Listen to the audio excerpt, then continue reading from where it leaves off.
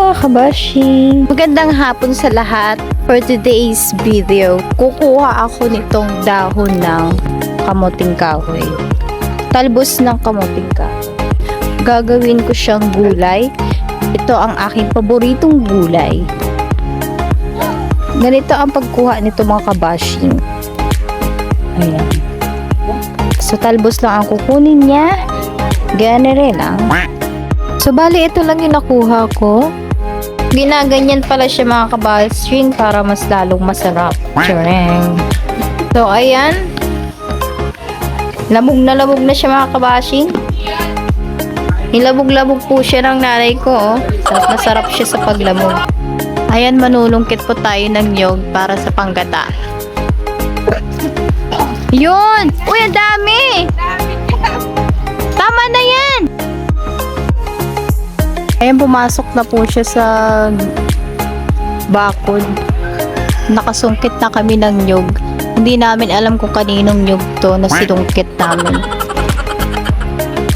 At heto na naman tayo for the bunot na naman ng nyog at for the kudkud na naman. For the go lang ang person para sa paborito kong gulay. Ayan, kung gusto yung mabawasan ng mga ilang kilo, ganito lang ang yung gagawin. Sobrang nakakangalig at nakakapagod pero tiis ganda lang ang peg. At heto na nga mga kabashi, nilagay ko na ito sa kawali at meron na pala itong mga sangkap. Nilagyan ko na ito ng sibuyas, bawang, luya sa ilalim nito.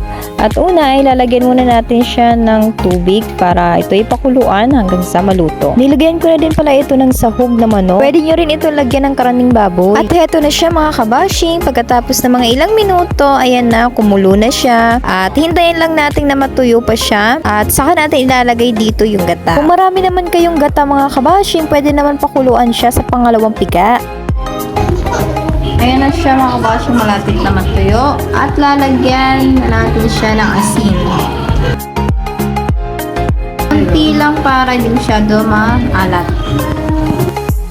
Pagkatapos ng mga ilang minuto, so heto na siya mga kabashing, tuyong-tuyo na. So inilagay ko na itong gata na unang piga. So ayan mga kabashing, baluluto na pala itong gulay. Ang gagawin na lang natin ay patutuyuin itong nilagay kong gata. At okay na rin yung mga sangkap nito at tamang-tama na yung lasa niya. Nilagyan ko din pala ito ng sili dahil mas masarap pag maanghang. Mas malinamnam din ito mga kabashing kapag pinatuyo natin ito hanggang sa magmamantika ito. At ayan, malapit na itong maluto mga kabashing. Napakasimple nga lang na ulam ito at mabilis lang lutuin. Tiyak na mapapaandiray sa naman ako nito mamaya. Ganito lamang ang aking ulamin sa maghapon ay okay na. Solve na. Simpleng buhay lang sa probinsya at healthy pa. Hanggang dito na lamang mga kabashi. Hanggang sa muli. Maraming salamat sa panonood.